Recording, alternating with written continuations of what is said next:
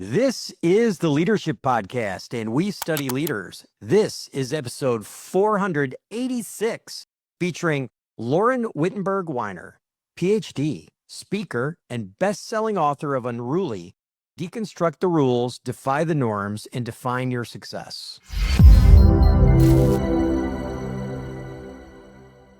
Thank you for joining us today. This is Jim Vasilopoulos, founder of Rafty Advisors, and this is the Leadership Podcast. Hey everybody, Jan Rutherford here, founder of Self-Reliant Leadership. Thanks for making us a part of your day as we study leaders. And guess what? We got a catalog full of, how many?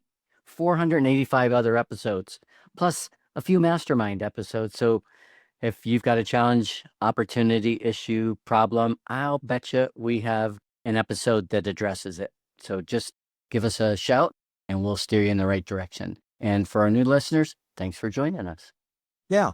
And we'd like to hear what everyone thinks about the fact that we're now on YouTube.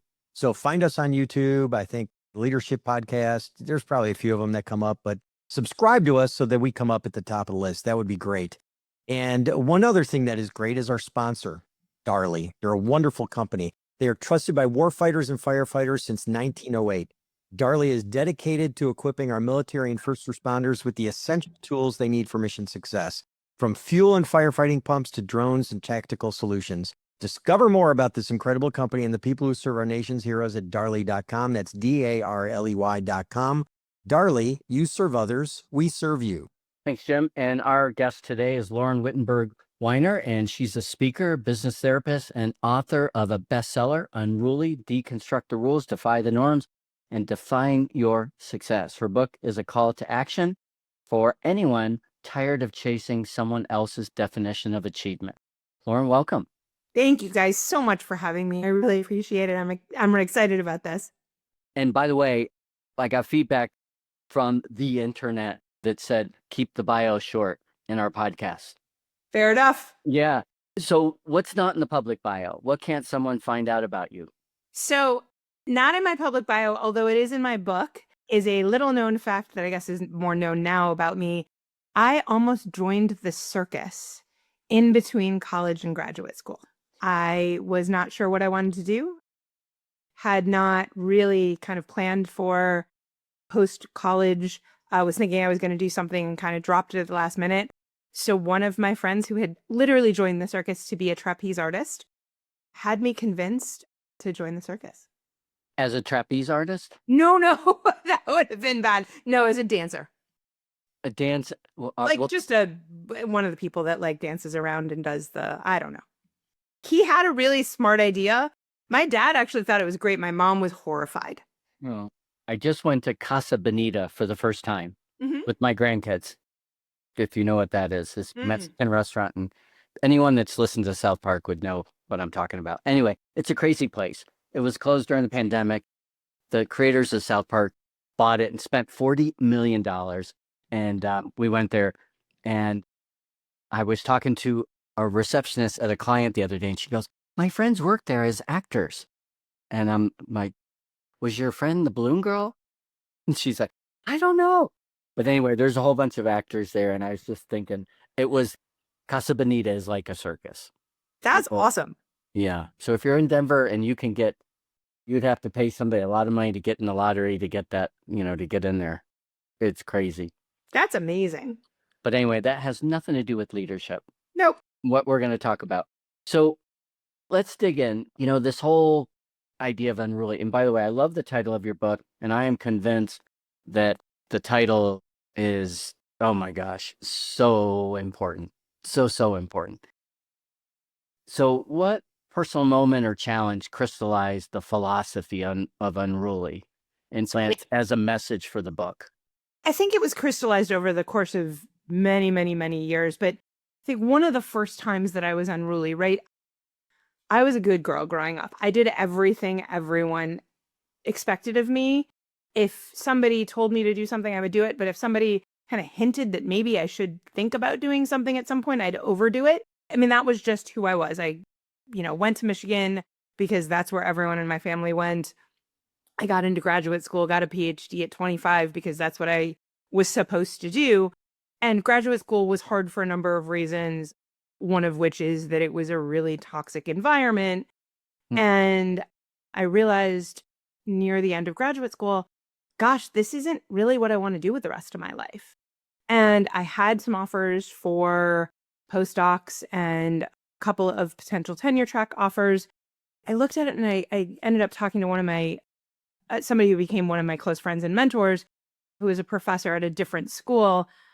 And I said, I don't know which one of these things to choose. And it was like, he said, but it doesn't look like you'd want to choose any of them. Yeah, but so which one do I choose, right? Because that's the only options that I have on the table. And he ended up telling me that just because you can do something doesn't mean you have to. And it was the first time I literally walked away from a couple of different postdoc offers at Ivy League schools, a couple of potential tenure track offers, and I walked away. And I didn't know what I was going to do, by the way. I ended up at the White House, which was great, but I had no idea what public policy was at the time. I had no idea what I was going to do with my life, but it just didn't feel right. And it was the first time that I kind of bucked convention and walked away from what everyone expected me to do and realized that I was able to do that. So I think that was the first time I really got unruly. Hmm. And how did it show up? I mean, what happened after that that reinforced, or validated your decision? I mean, again, I ended up in the White House, which was a phenomenal place to land, not where I ever expected, not what I ever knew to do.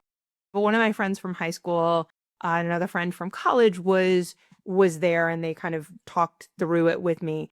And I ended up in, funny enough, the rulemaking office in the White House, where we reviewed and kind of revised all of the rules in the federal government. And that was one of the places where I figured out that the rules say very specific things, but there's a whole lot of gray space in those rules that allow you to do certain things or not do certain things. Hmm. And so I think that was that second reinforcement was, hey, wait a second, the rules don't say what you think they say. When people say, here's the rule, after I left the White House and I ended up on a military base with my husband on his military orders in Naples, somebody came to me and said, I was working as a contractor on base very early on, and there was a new rule that had come out, and my customer had turned around and said, here's how the rule is interpreted. And I was like, no, that's not what the rule says. And he's like, no, you don't understand rules. I know this is how the rule is interpreted. And I looked at him and I said, you know what? All due respect, I'm actually the one that wrote the rule. Like, it was one of the rules that happened to be on my desk, and I had rewritten the language. And it wasn't what it said, right? And I'm still confident to this day that I was right in the way that I interpreted the rule. But it also reinforced to me that there are different interpretations of rules, and you've got to figure out what the rule actually says, what it means, and where there's that space within the rules to find your own play. Now, there's a funny show it's a British show. You can find it on YouTube. I don't know if either of you have ever seen it. It's called Taskmaster. Okay. Can't recommend it enough. It's hilarious. And this couple of British actors, comedians, give a set of 5 actors and comedians tasks. Okay. And there are rules to the tasks, but it's how you interpret the rules, and how people create rules and boundaries that don't exist. You channel them into well, I thought I had to do it that way. And it's like, you didn't have to do it that way. And because they're comedians, it ends up being very funny, and they review them all and they videotape them, and it's hilarious. But actually, it is such a great example of how you can get caught in these traps with how we define norms and rules. And Lauren, I think you would love this show. You absolutely have to watch it. It is absolutely hilarious. It's called Taskmaster. I just wrote it down. Can't wait. Cool. My kids got me into it. Very funny. And what I'm really curious about, to some degree, because I found a little bit of I kind of like this because it resonated with me personally. You've got this kind of, I'm going to prove you wrong attitude. Oh, really? Watch me. How did that mentality shape your leadership? And, what would you give advice to other people as to how to maybe execute that gently? Yeah. So, this really came from, again, I've got a PhD in psychology, which I don't use at all, but I use every day. Officially, I don't use it, but I use it all the time. As I started seeing people say, you can't do this, right? It is very hard to ignore that feedback. There's some great research from probably the 70s and 80s, if I'm remembering correctly. Dan Wegner, probably 80s and 90s. Dan Wegner did this stuff about don't think about a white bear. And of course, you were never thinking about a white bear until he said, don't think about a white bear. Mm-hmm. And then as soon as he says, don't think about a white bear, that's all you can think about. You can't stop thinking about a white bear. And if you try to stop thinking about a white bear, by trying to stop thinking about a white bear, you keep thinking about a white bear, right? So why do I tell you this? Because it is very hard in many circumstances to discount or to forget about something that somebody says. But reframing it is really, really effective. So if somebody says to me, you can't do this, I think back in the day, I probably would have taken that to heart and said, oh, they say I can't do it. Maybe I can't do it. I've, get that imposter syndrome or so you don't think you belong here, whatever. And I wouldn't forget the feedback because that's almost impossible to do. But being able to reframe that feedback as a challenge to say, oh, you think I can't do it? Watch me, gives you that power to make it into something positive. And so generally reframing is a great thing to do because, again, you can't hack your own psychology, right? You can't stop doing what your brain is going to make you do, but you can move around it and understand it and use it to your own advantage. Yeah. So I had a boss years ago who knew how to completely manipulate me. Mm-hmm. He would say like, this would be cool to do, but I don't know if you can do that. And like, he just knew like I was going to take the bait. I couldn't resist it. I was going to go after that and I was going to get it done. And I knew the game, like, and after the first time he did it, it was just like, okay, I know you're goading me. I know you're baiting me. It was a great way to motivate me. My staff used to say that they would, I found this out later. One of my senior staff from the company turned around and said, boss, you know that we used to tell you that stuff just to get you to do it. Like we totally played you. Yeah, I knew that, but it's fine because it got us to do it. But, some people are motivated that way. Other people aren't. Other people are like completely shut down and other people like need to be like, no, I think you can do this. Let's give it a try, So, how do you make this kind of mentality accessible to everyone? Or is this mindset like really only effective for the type of people that, are like you and me, really susceptible to it? I think anyone can do it. And I think anyone, if they're conscious of it, can reframe it. And that's why, I brought up the Wegner kind of research on that, because it can absolutely turn you into kind of a paralyzed version, right? Hey, I can't do this. Somebody says I can't do it. Or if you consciously say, when I'm told I'm not able to do something, I'm going to take that as a challenge. I think most people are going to take challenges and want to prove it to somebody else if they can actually look and reframe it. Yeah, and Lauren, you've got a really great 3-step framework. Can you provide a concrete example? Know the rules, find the space between them, and change them when needed? Yeah. And there was tons of examples, but one of the early examples that we used when I started the firm, it was because I had followed my husband on military orders overseas to Naples, Italy. And military spouses, I was told when I got there, weren't allowed to get a government job on base. And also we weren't allowed to work off base. So there was this whole prohibition against military spouses working above a certain level. So the government jobs that were available to spouses on base were at I think it was a GS9 or a GS11 or below, which is kind of mid-level, low-level professional, kind of higher level, kind of secretarial type work. And I had come from the White House where I was working at a much higher level. I was a GS14. And I was told, no, you're not allowed to apply to those jobs on base. There is a policy against it. So know the rules. I went back and looked to find the policy.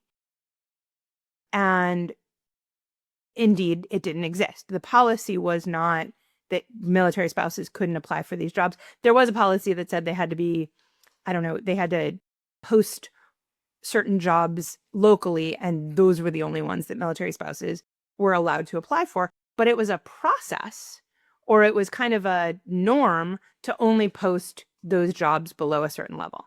So I went back to them and said, okay, challenge the rules, which is the second part of the book.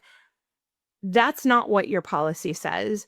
I would like to apply for these jobs. Can you make a policy essentially exception or a process exception for me to apply to these jobs?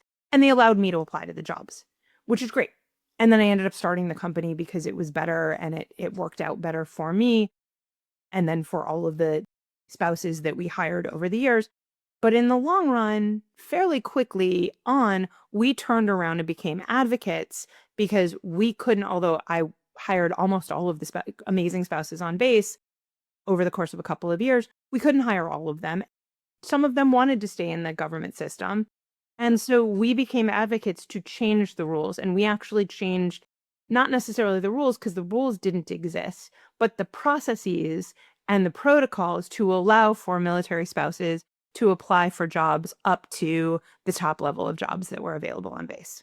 You're probably familiar with that first work on the 7 rules of power. Yeah. And one of them is break the rules.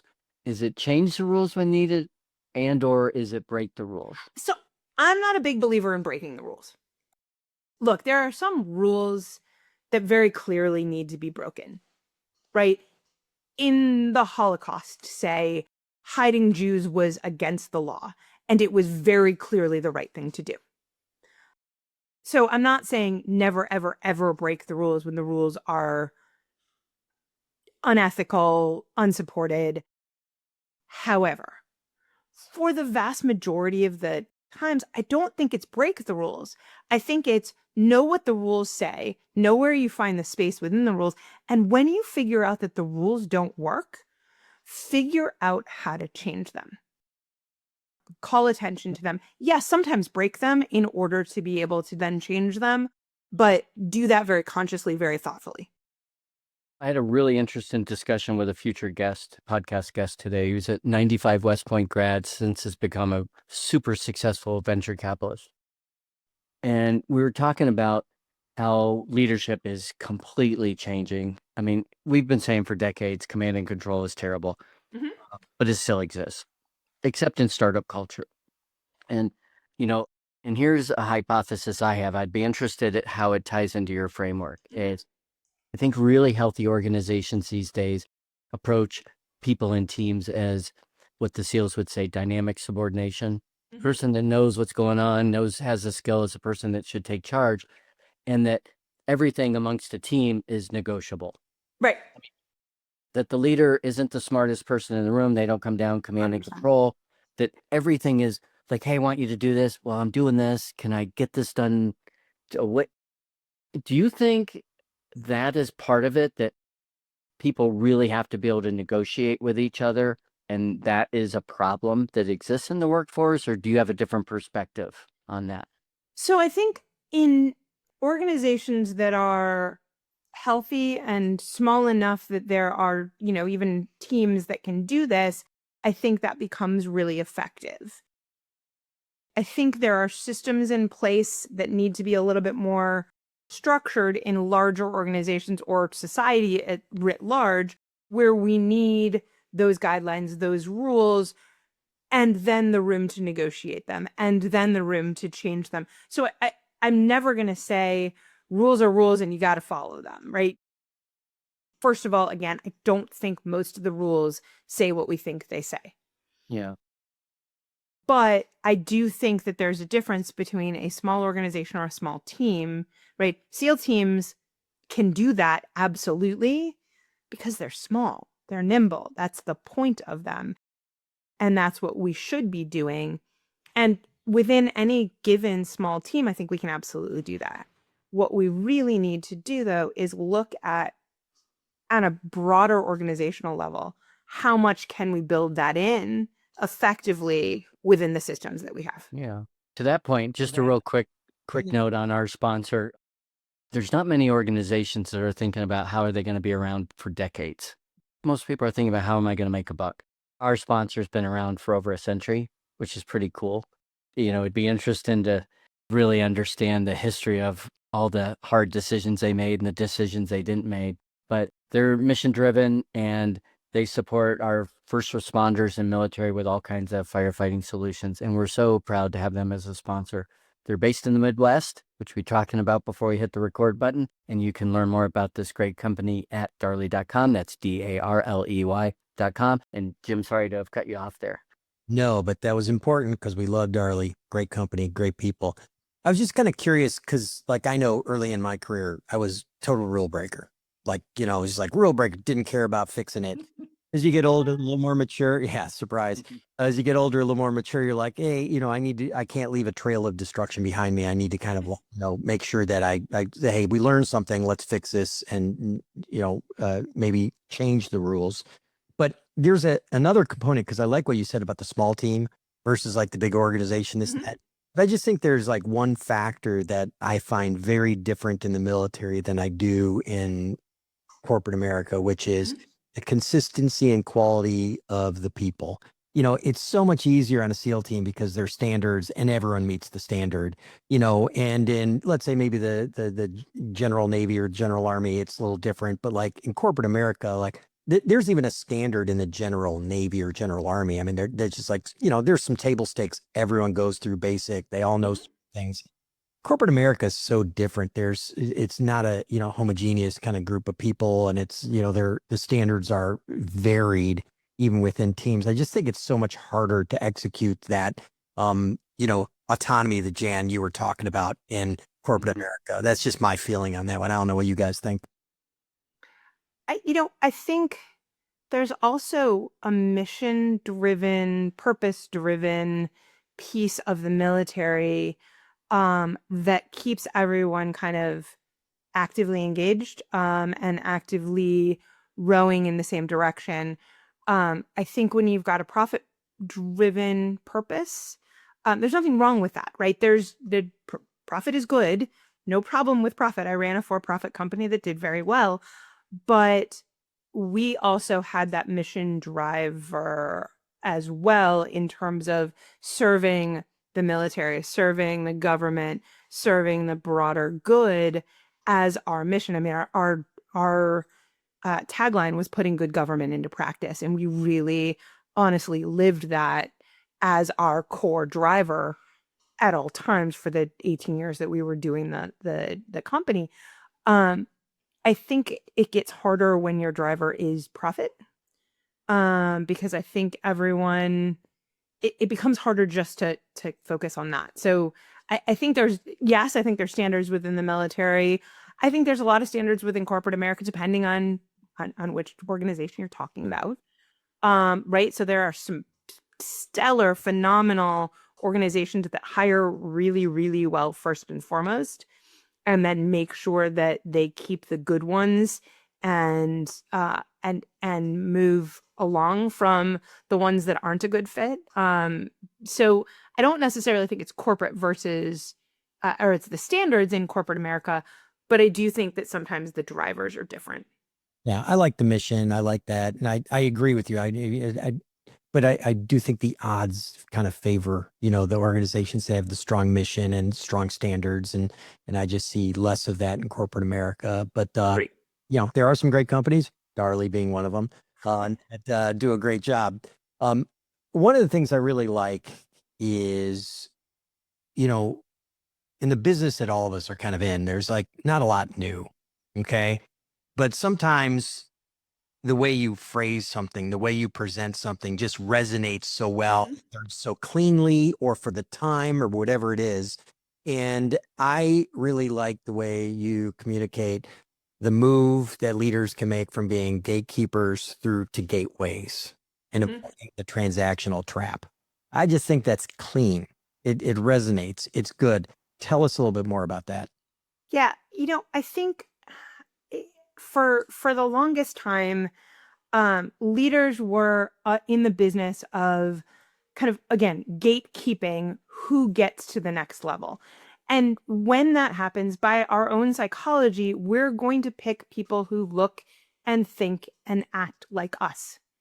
And so it became a self-fulfilling prophecy, honestly. Who got to be a leader looked like, by happenstance, looked like the leaders before. And what happened is there just wasn't a possibility for people who looked different or thought different to get into that group. And I saw this, in the SOF community in particular, right? And again, I wasn't in the military, I didn't wear a uniform, but I worked within the SOF community a lot within our contracts, and people were really confused that we showed up and we were running things because we were women and we weren't wearing the uniform, had never worn the uniform. But certain people became gateways for us, and allowed us to get to the table. And then it was up to us to prove that we deserved to be there. So I want to be really clear. It's not about bringing people in that aren't qualified. It's about allowing people to show that they're qualified, even if they don't look or think or have gone on the exact same trajectory that everyone who came before did. Mm-hmm. And so I think that that's the real difference between gatekeeper versus gateway, is bringing people into that mix that might not otherwise have been there. And on the transactional relationships, I'm a huge fan of Adam Grant, of writ large on pretty much every book he's ever written. But my favorite of his books is Give and Take. And the idea, I always felt like I just by the way I was raised, by the way I thought, by the way I was built, I'm a giver. Like, I just automatically give more and I don't keep score. And sometimes I felt like a sucker because of that, because it just felt like there were a whole lot of people who were either what he calls matchers or what he calls takers. It didn't stop me from doing what I did. It didn't stop me from giving no matter what or not keeping score. But it did kind of make me feel like a sucker until I started reading this book and seeing, hey, wait a second, this actually is a positive way of looking at the world. And I think I always say transactional begets transactional and non-transactional begets non-transactional. So if you look at things non-transactionally, for the most part, you will get surrounded by people overall who are non-transactional as well. And everyone benefits. And every once in a while, you'll get to a transactional relationship. And okay. And at that point, going forward, they've essentially made it a transactional relationship, and you can choose what to do with it. But for the most part, if you're transactional, you're going to get yourself surrounded by only transactional relationships. If you're putting out non-transactional kind of energy, that's what you're going to get surrounded by, and your life is going to be a whole lot better for it. Yeah, there's I love that. I think that's so good. I think you articulated so particularly well. I believe in it 100%. And I just is kind of little thing that I just like to share is like, I've been networking for decades. Okay. And a lot of people, when they hear the word like networking, they're like, networking. Yeah. Gross. But when done right, when done effectively, it is so exceptionally powerful, but so few people see it done well, see it done right. And actually in Chicago, there's a group of people who it's a pretty decent sized networking group, but we get together probably once a quarter and we all get together, and you get kicked out if you're a transactional person. If you're a transactional person, you do not get to show up again. But when you go up there, there's a saying that, I'll shout out to Jim McCarthy here. He says, you come in with like 5 loaves of bread, you give them all away to everyone, you walk away with 10. And it really is that way. And it's some of the best, most genuine, most giving people you'll ever meet. But when you surround yourself with them, it is so incredibly fulfilling. And that's really my big pain is like this transactional trap you describe. It's like, it's so easy for people to get caught in, but that's all the outside world sees. But there's this whole fulfilling world of people that just like tend to isolate themselves because they don't want to be surrounded with the people who are transactional. But once you find those pockets of people who get it, it's the best place to be. Yes, absolutely. And it is incredible when you have an unconditionally supportive village, which I talk about a ton in the book. When you have that unconditionally supportive village, those people who are there when you fall down and they can pick you back up. But I think there's a lot of people who are willing to be there when you're not doing well because they love the drama or they feel better about themselves, watching someone who's down. But you've got to have the same people who will pick you up when you're down and who will cheer for you unconditionally when you make it. And if you've got those people, I don't care how many of them you have, if you have a few of them in your corner, you're doing really well and everything else goes better. But you get that through the non-transactional, no kidding, genuine relationships. Have in your village, no, I'm sorry, let me rephrase that. You will have people in your life who are not like that. But they don't have to be in your village. They don't have to be someone who can steal your peace, who can get in past your gates. They can be there, but those inner circle people, those are the ones that have to be truly non-transactional, truly unconditionally supportive. And if you've got that, you can build a phenomenal kitchen cabinet around that. I talk about your concentric circles of support outside of your kind of inner circle kitchen cabinet. And I think those are really, really important relationships to build that have to be in that non-transactional realm. Yep. Yeah, and going back to you mentioned Adam Grant, we're big fans, and if you have a connection there, we'd love to have him on the show. I emailed him. I got back. He's from Detroit, so like there was a little bit of a connection, but I have not been able to get fully through that. He's amazing. Yep. Well, another guy that we are a big fan of is Dan Pink. Dan Pink talks about luck, and you do as well. We're wondering, how redefining luck as preparation influence one of your professional breakthroughs. Could you walk us through that a little bit? Yeah. So we got a very, very large contract when we were kind of coming out of our small business size. We knew we had to come out big, and we looked at a bunch of stuff. The one thing that we looked specifically at was a contract called UTEP, which is the U.S. Special Operations Command Training and Exercise Program, enterprise-wide training and exercise program. And it was a $200 million contract with Navy SEALs, Green Berets, Delta, all of the Special Operations Command enterprise. So, and again, we were at a leadership level, mostly women, at an ownership level, all women, who had never served. Yep. And everyone counted us out. They were like, they don't know what they're doing. These girls, I think girls was not the nice word. We used a whole lot of other words. But these chicks was one of the other nice-ish words that they used to use. Don't know what they're doing. We pulled together the right team. I went back and looked at our proposal somewhat recently, and I was so proud of what we pulled together because it was a thing of, we worked on every single word. We turned every single word in that proposal over and over. We got it. We did it incredibly well, and we won.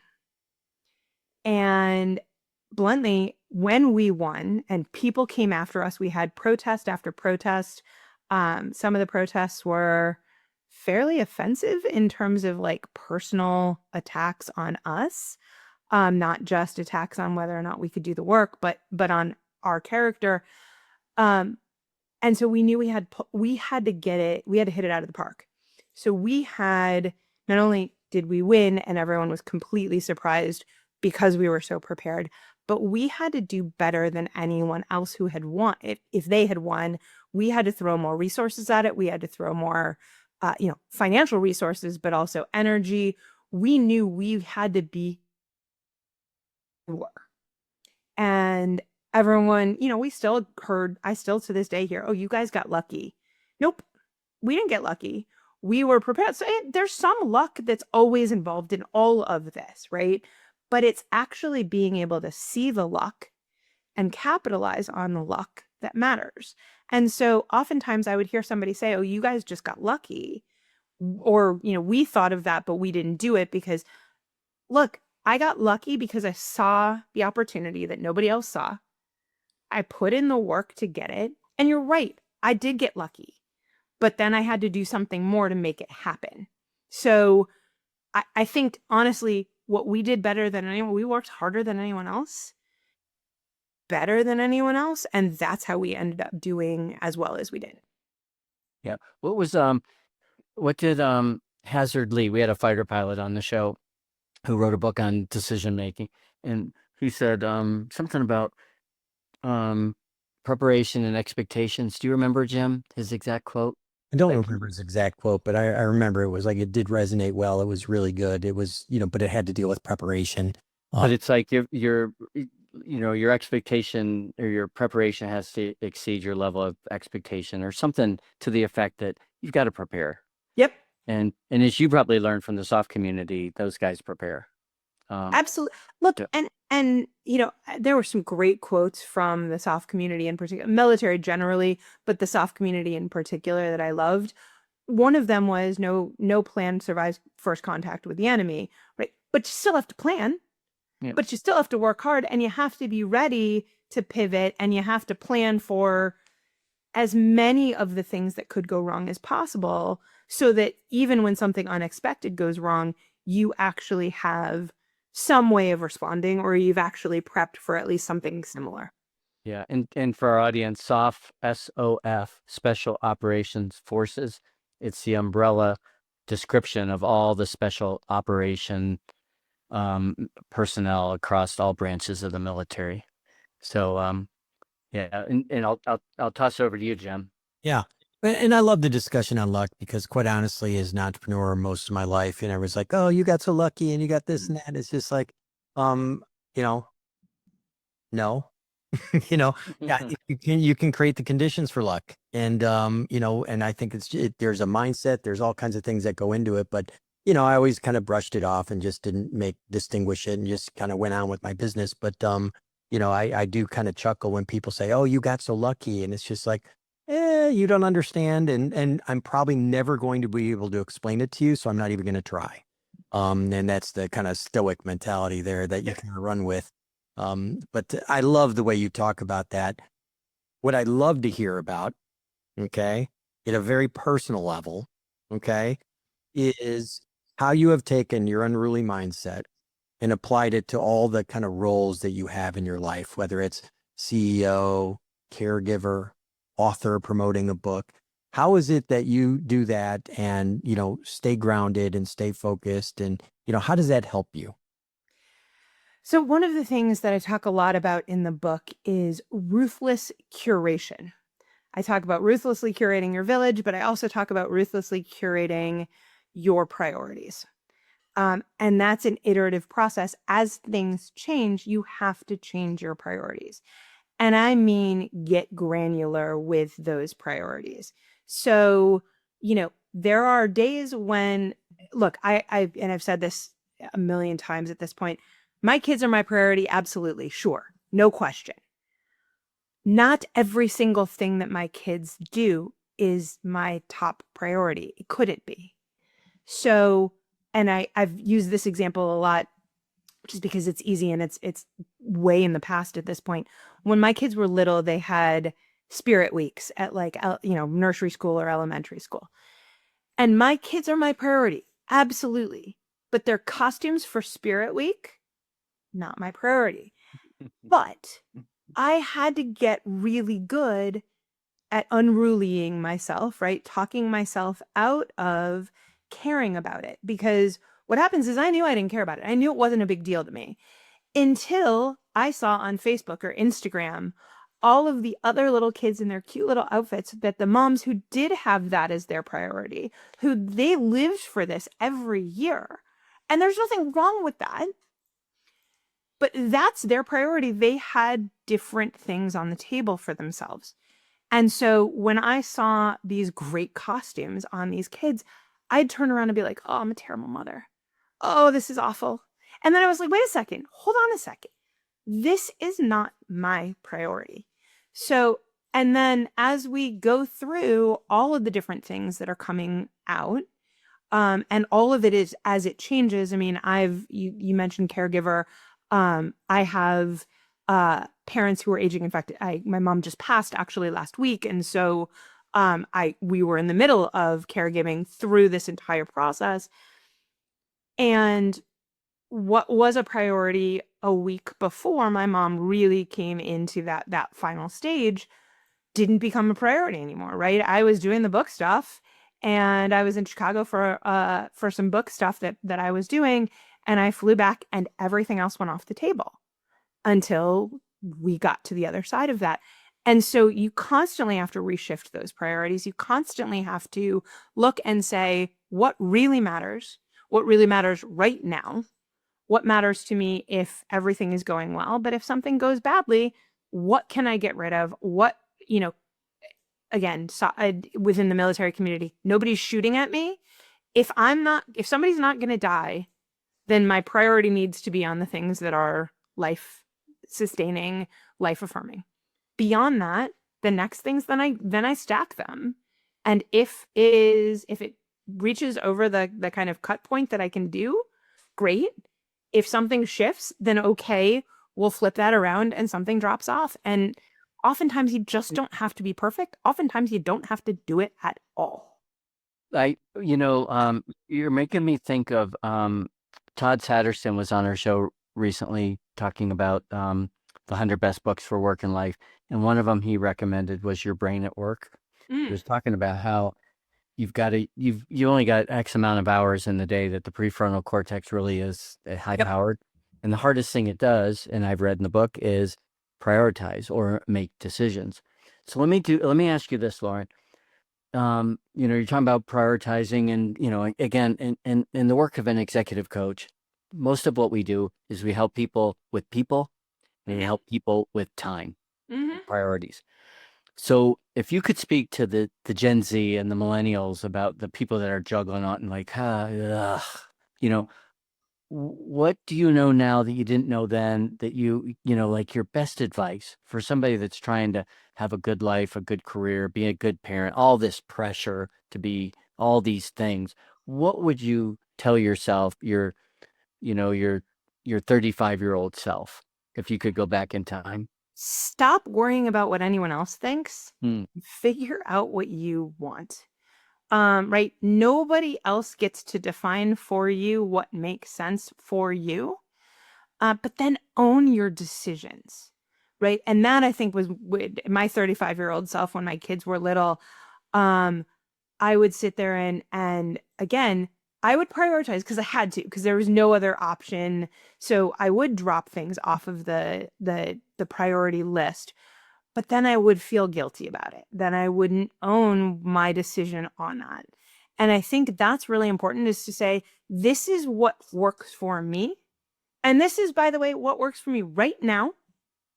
And if it's not working for me, I need to figure it out again. And I need to, and I have a whole section in the book about kind of the 3 questions you ask yourself to figure out your priorities at that particular time. But it's, once you do that, then own it and be okay with it. Yep.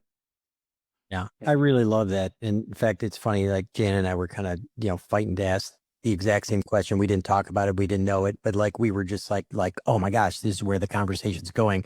I just love that level of intentionality, but I really appreciate the fact that it's not just intentionality. It's about defining your values for yourself rather than letting others define them for you. So I think that's a great way to kind of wrap up today.